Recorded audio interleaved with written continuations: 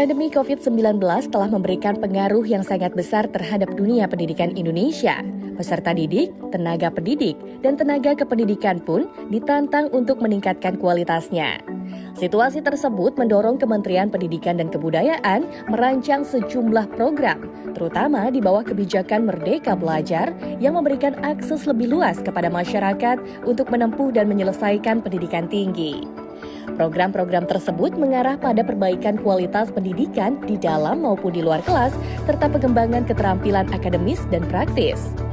Dalam Peraturan Presiden tentang Dana Abadi Investasi Pemerintah di Bidang Pendidikan yang ditetapkan pada April 2021, alokasi dana abadi pendidikan tidak hanya mencakup ranah perguruan tinggi, tetapi juga ranah penelitian dan budaya. Jadi ini adalah perubahan yang cukup besar. Ya, kita menambahkan, bukannya mengganti, kita menambahkan kategori-kategori untuk memperluas dan memperlebar inklusivitas daripada LPDP untuk mendukung target-target Merdeka Belajar ini. Akan pertama kali tahun ini didukung oleh LPDP. Kita sudah mengirim 15.000 anak untuk kampus mengajar batch pertama, lalu semester berikutnya kita akan kirim lagi. Ada 4 program kita di Kampus Merdeka yang besar grouping. Kita akan menyediakan beasiswa dosen untuk S2 dan S3 untuk mencapai S2 dan S3 mereka.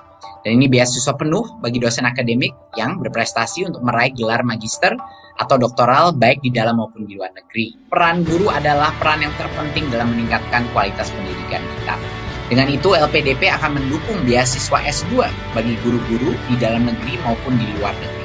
Jadi guru pun akan menjadi beneficiary, akan bisa menikmati beasiswa-beasiswa dari LPDP untuk menambah wawasan dan kompetensi mereka. Di mana kita akan membantu guru-guru SMK ya mendapatkan pengalaman kerja di perusahaan yang berkualitas. Nah, satu hal yang memang kabar gembira adalah untuk pertama kalinya kita akan memberikan beasiswa untuk S1. Sebelumnya LPDP hanya S2 dan S3. Tapi ini khusus untuk anak-anak SMA yang berprestasi. Program beasiswa kebudayaan. Pertama kali kita akan memberikan beasiswa S1 untuk kebudayaan di dalam negeri dan juga beasiswa S2 khusus untuk pelaku budaya. Ini merupakan kolaborasi yang sangat baik antara Kementerian Pendidikan dan Kebudayaan dengan Kementerian Keuangan sebagai pengelola dari BLU Dana Abadi Pendidikan.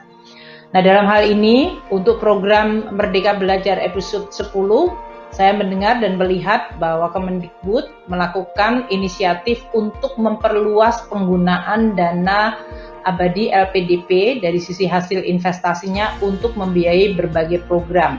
Tentu kami akan terus mendukung dari sisi fokus yang memang betul-betul dibutuhkan oleh anak didik kita untuk meningkatkan SDM, dan juga fokus untuk tetap menjaga tata kelola, dan juga fokus untuk menjamin atau meyakinkan bahwa belanja-belanja ini memberikan dampak yang terbaik.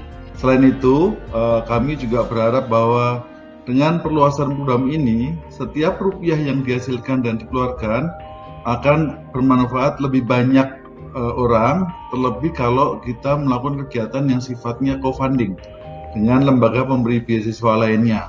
Ke depan, LPDP akan terus bekerjasama dengan semua kementerian atau lembaga terkait agar dana yang ada bisa dimanfaatkan secara maksimal untuk pengembangan SDM bangsa. Untuk itu, LPDP akan terus mencari cara-cara kreatif dan inovatif di dalam pengelolaan dan pemanfaatan dana demi terciptanya SDM unggul untuk Indonesia maju. Nah, bagaimana caranya? Tentu salah satunya dengan mengalokasikan sebagian dari anggaran pendidikan. Kemudian juga ada jenis-jenis lainnya, yaitu dana abadi pendidikan, dana abadi perguruan tinggi, dan dana abadi kebudayaan. Ada 2 langkah ya strategis yang akan dilakukan oleh Ditjen Kebudayaan. Pertama, kita akan proaktif ya, mencari calon-calon terbaik di seluruh Indonesia melalui jaringan kita, ada UPT kita di daerah, sehingga nanti seluruh program ini bisa lebih tepat sasaran. Dan kedua, kita juga membantu teman-teman untuk mencari prodi dan sekolah yang tepat sesuai dengan kemampuan, keahlian, dan minatnya. Jadi jika indikator tersebut terpenuhi, tentunya kita bisa mengatakan bahwa program ini dikatakan berhasil. Nah, ukuran keberhasilan ini meliputi berbagai proses dari awal sampai akhir, mulai dari sosialisasi. Kami punya data dari seluruh provinsi, termasuk seluruh kabupaten kota, penerima beasiswa kita, dan ini akan menjadi patokan kita bagaimana kita melakukan sosialisasi untuk menjangkau seluruh lapisan masyarakat di seluruh pelosok negeri. Dan kami, seperti saya sampaikan, punya proses yang berkelanjutan dari mulai seleksi, pembekalan, pendampingan waktu kuliah maupun sebelum mereka lulus dari kuliah, dan kemudian kita juga punya program untuk pengelolaan alumni, sehingga harapan kami setiap rupiah dana LPDP bisa memberi manfaat maksimal bagi pengembangan SDM demi kemajuan Indonesia di seluruh pelosok negeri. Sejak 6-7 bulan ini menyiapkan program ini dan bermitra dengan lebih dari 500 perusahaan-perusahaan kelas dunia maupun perguruan tinggi kelas dunia. Kita sudah membuat berbagai MOU dengan mitra perguruan tinggi di Uni Eropa, perguruan tinggi di Asia, dan perguruan tinggi di Amerika Serikat, Australia, dan sebagainya. Nah, karena beberapa program di vokasi ini ada pengembangan dari tahun-tahun yang sebelumnya, yaitu tidak hanya dosen yang bisa kuliah lanjut ke luar negeri atau kuliah lanjut studi lanjut, tapi juga ada guru SMK atau calon guru SMK. Tentunya kami harus melakukan sosialisasi yang lebih masif lagi untuk memberikan penjelasan dan memberikan semangat bagi guru-guru dan sivitas akademika, tidak hanya perguruan tinggi vokasi tapi juga SMK. Nah, ini yang harus kita bantu mereka untuk kita jelaskan sehingga mereka bisa secepatnya melakukan persiapan untuk mendaftar program ini. Karena itu menurut saya ini merupakan kesempatan yang sangat baik dan pertama untuk mendukung Merdeka Belajar. Jadi kita butuh guru-guru kita dan itulah komitmen dari Kemendikbud, terutama di Direktorat Jenderal Guru dan Tenaga Pendidikan untuk memperluas kesempatan guru untuk belajar dan belajar. Saya yakin itu akan membawa dampak yang jauh lebih signifikan terhadap yang paling penting dia tetap pada hasil belajar. Dengan semakin luasnya kesempatan untuk penyenjang pendidikan tinggi di kampus dan program berkelas dunia, peserta didik, guru, dan tenaga kependidikan, serta para pelaku budaya diharapkan dapat terpacu untuk mengejar pendidikan tinggi, sehingga pada akhirnya mampu meningkatkan kemampuan bangsa Indonesia dalam mencapai kemajuan dan menciptakan kemakmuran bagi seluruh rakyat Indonesia.